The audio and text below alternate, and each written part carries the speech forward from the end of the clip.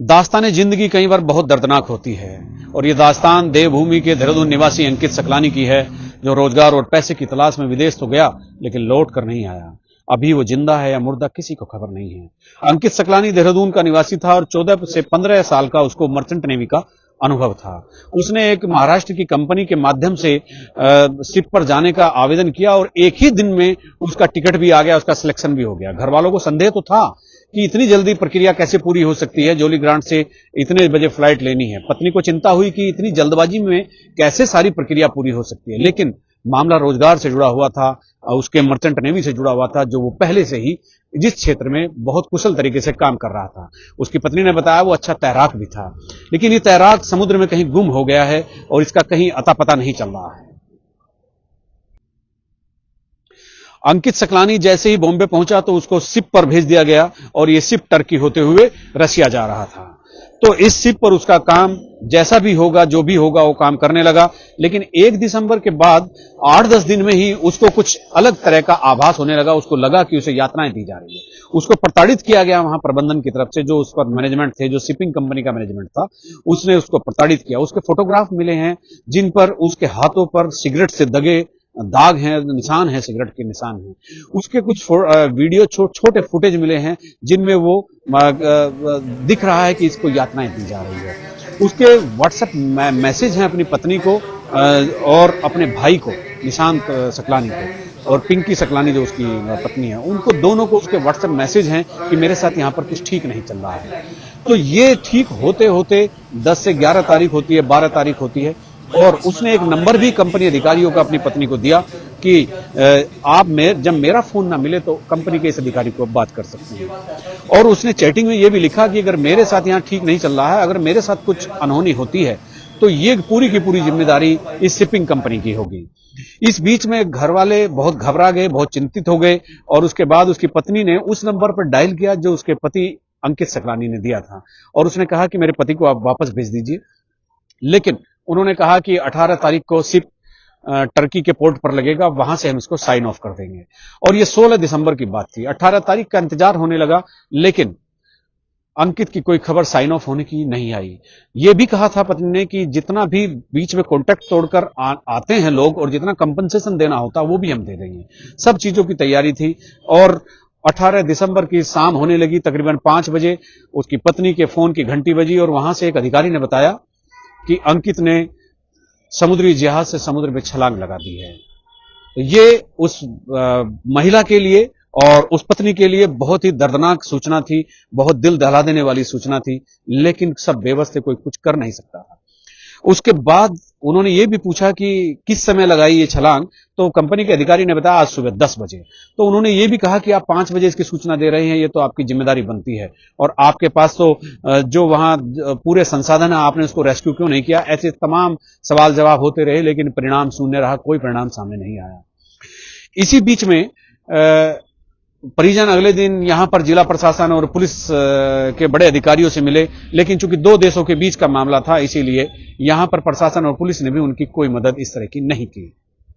इसके बाद उन्होंने तमाम बड़े लोगों को, मुख्यमंत्री के ओएसडी को एक मेमोरेंडम सौंपा और कहा कि मैं उनके आदमी को वहां से टर्की एम्बेसी में बात करके सुरक्षित वापस मंगवाया जाए, लेकिन ऐसा नहीं हो सका। और दिन बीतते गए और कंपनी जिस जगह महाराष्ट्र में कंपनी थी, पता चला उसकी कंपनी का दफ्तर भी बंद हो गया है और ये पहले से संदिग्ध था और कंपनी कहां चली गई, कहां नहीं गई, इसका किसी को कोई इल्म नहीं है। और कंपनी को जब वेबसाइट पर जाकर उनके भाई ने देखा तो पता चला कि वो कंपनी भी 1-1.5 साल पुरानी ही थी।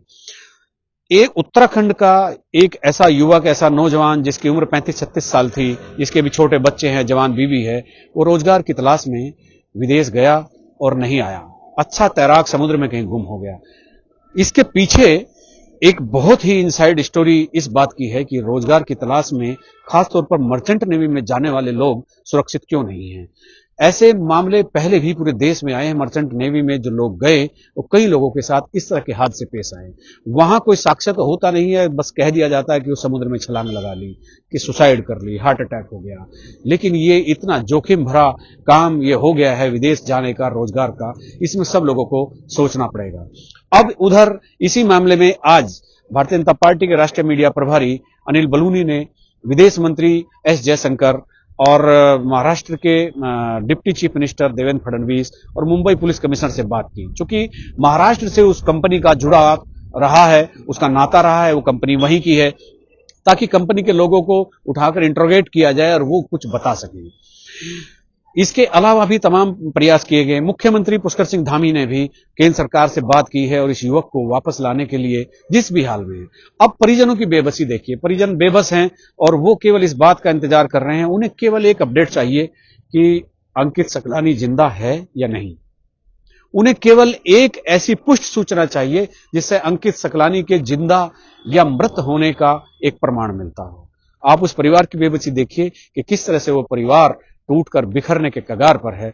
बूढ़ा बाप बिलख बिलख कर रो रहा है, भाई चारों तरफ मारा मारा फिर रहा है और बीवी बेवाओं की तरह घर में बैठी आंसू बहा रही है, इधर उधर हाथ पैर मार रही है।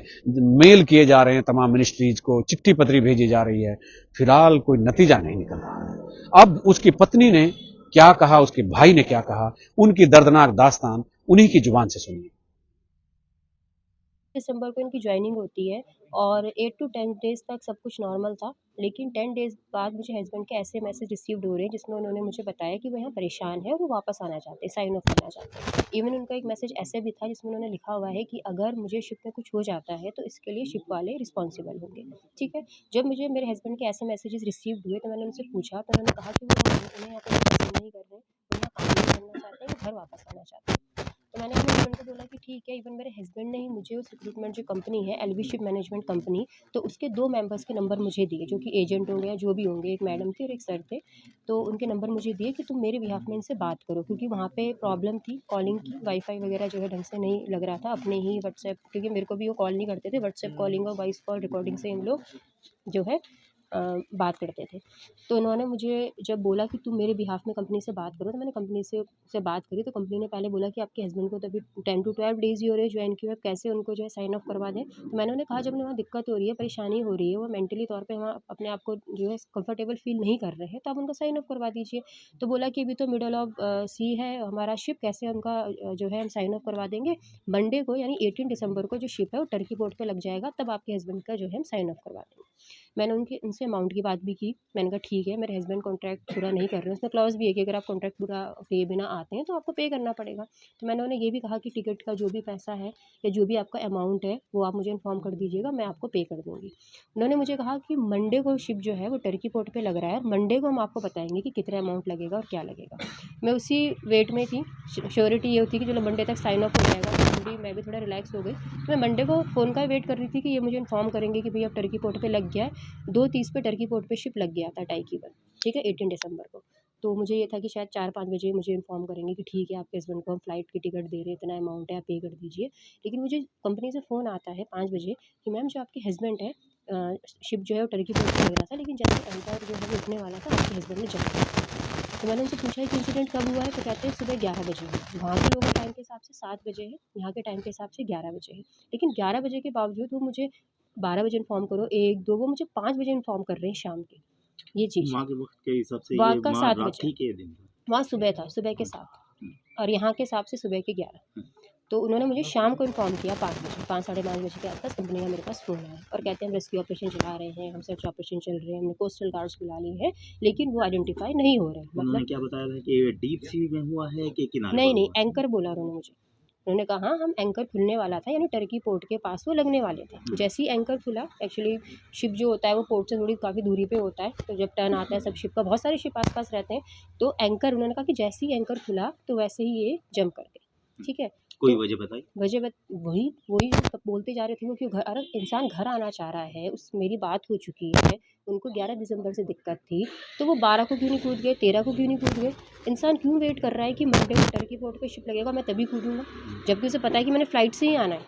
उनसे तो मेरी बात हुई तो उन्होंने कहा कि हाँ ठीक है, तुमने अगर उन्हें वापस नहीं आना चाहता, ऐसा कोई उनके माइंड में वो रहती, तो मुझे क्यों कॉन्टैक्ट नंबर देते? क्यों मुझे बोलते कि मेरे बिहाफ़ पे बात करो, मुझे घर आना है। जो इंसान 11-12 तारीख से बोल रहा है कि मुझे घर आना है, घर आना है, मेरे को साइन ऑफ चाहिए, साइन ऑफ चाहिए, तो वो पर्सन 18 तारीख को जब शिप टर्की पोर्ट पे लग रहा है, वो क्यों ऐसा एक्शन लेगा। क्यों ऐसा मतलब कोई मतलब ही नहीं बनता इस चीज़ का। और कंपनी उसके लिए हमें दिखाए ना, अगर ऐसा कुछ हुआ है तो वो हमें दिखाती क्यों नहीं? वीडियोज़ दिखाए, अगर उसने सर्च ऑपरेशन चलाया, रेस्क्यू ऑपरेशन चलाया, हम कैसे मान लें हाँ। कि उसमें क्या सच्चाई है? यानी कि उन्होंने जो बताया ये बताया कि ये घर जाने की ज़िद कर रहे थे और हाँ, कूद गए कूद गए, इसी है ना? कि दुविधा में। उनको जाना था और वो तो बोल ही रहे थे जाने के लिए और हम तो उनको साइन ऑफ दे रहे थे। लेकिन मेरे हस्बैंड ने मुझे सैटरडे को जब मेरी बात हुई तो मेरे हस्बैंड ने मुझे ये भी बोला कि ये मुझे साइन ऑफ नहीं देना चाहते, ये मुझे साइन ऑफ नहीं देंगे। कोई वजह बता देते? ठीक है, तो उन्होंने बोला कि ये तो मैं अंकित का बड़ा भाई हूँ, मेरा नाम निशान सकलानी है।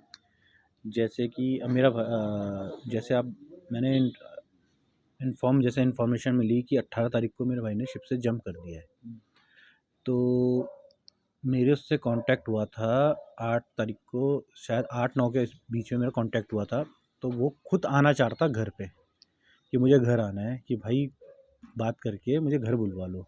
तो हमारा कांटेक्ट इस तरह से हुआ था कि घर आने के लिए बोल रहा था। तो मुझे फिर मैसेज आता है 11 को, अपनी वाइफ को आता है, 12 को मुझे मैसेज आता है कि भाई, कि अगर मुझे कुछ हो गया है तो समझ लेना कि शिप के लोगों ने कर दिया है। इस तरह से मेरा उससे कांटेक्ट हुआ।